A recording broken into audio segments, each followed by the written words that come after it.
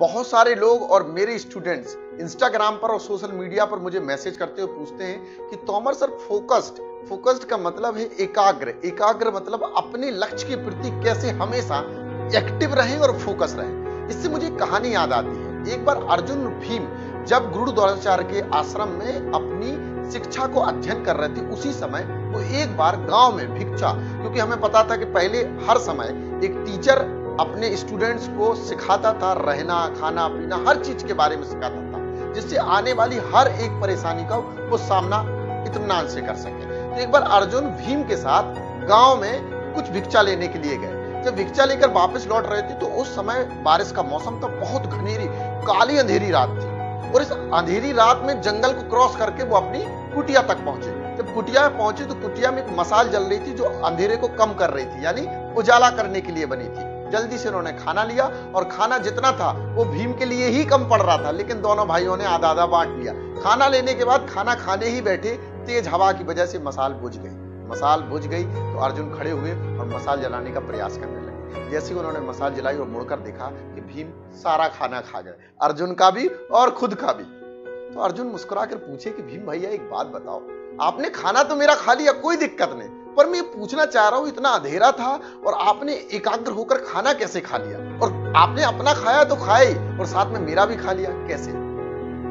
तब भीम ने कहा कि जब अपने लक्ष्य के प्रति अर्जुन, हम लक्ष्य के प्रति जब भी फोकस्ड रहते हैं, एक्टिव रहते हैं और नहीं ध्यान देते आजू बाजू वाली किसी चीज पर, केवल और केवल अपने लक्ष्य पर ध्यान देते हैं कि हाँ भाई मेरा हाथ है और ये खाना है मेरा और मुझे ही खाना है, फिर वो खाना ना इधर जाएगा ना उधर जाएगा, सीधे मेरे मुंह के अंदर ही जाएगा।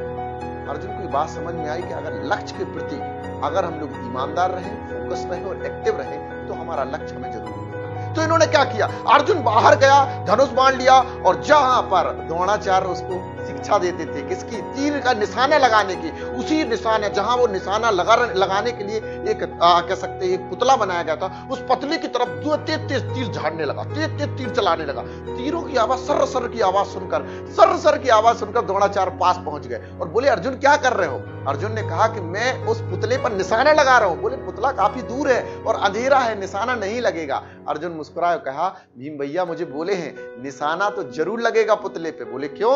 बोले अंधेरा हो चाहे निशाना दूर हो, अगर आप फोकस्ड हैं और एकाग्र हैं और एक बार अपने लक्ष्य को देख चुके हैं, फिर आपको किसी भी चीज को देखने की जरूरत नहीं है। द्रोणाचार्य मुस्कुराए और कहा कि ठीक है, कोई दिक्कत नहीं अर्जुन, अब बहुत हुआ, कल सुबह उठकर देखना। जब कल सुबह उठे और अर्जुन ने देखा तो अचंभित अर्जुन रहे, सारे तीर उस पुतले पर यानी निशाने पर जाकर लगे थे।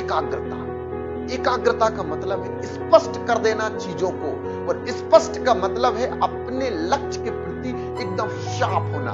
एक बार अगर चीज को देख लिया फिर आपके दिमाग से गायब होने वाली नहीं है। साइमल्टेनियसली 100 कामों को मत करिए, एक काम को करिए, बस इतनी एक्टिविटी के साथ करिए, इतने एक्टिव रहिए और इतना अपना 100% देने का प्रयास करिए कि फिर वो चीज आपके दिमाग से जाए। फॉर एन एग्जाम्पल, इस समय आप स्टूडेंट हैं और किसी एग्जामिनेशन की तैयारी कर रहे हैं। एक बच्चा होगा जो एक बार में पढ़कर उस चीज को लर्न कर लेता, और एक बच्चा होता कि 10 बार रखने के बाद भी चीजों को लर्न नहीं कर पाता। प्रॉब्लम हो जाती है ना। प्रॉब्लम लेना नहीं, टेंशन क्यों लेना है, बस अपने आप को एक्टिव रखना है। और अगर आप एक्टिव रखेंगे तो किसी चीज को एक बार देखेंगे फिर वो आपके दिमाग में चली जाएगी। और दिमाग का मतलब क्या हुआ कि आपको चीजों का बोध हो जाएगा, ज्ञान हो जाएगा। फिर ज्ञान होने के बाद फिर चाहे रात रहे, दिन रहे, समय खराब रहे, खाना ना खाया हो, टेंशन फ्री हो, कोई भी चिंता करने की आवश्यकता नहीं रहेगी। इसीलिए आज ही अपने कार्य के प्रति फोकस रहिए और एक्टिव का मतलब साइमल्टेनियसली 10 काम करने का प्रयास मत करिए। एक काम को करिए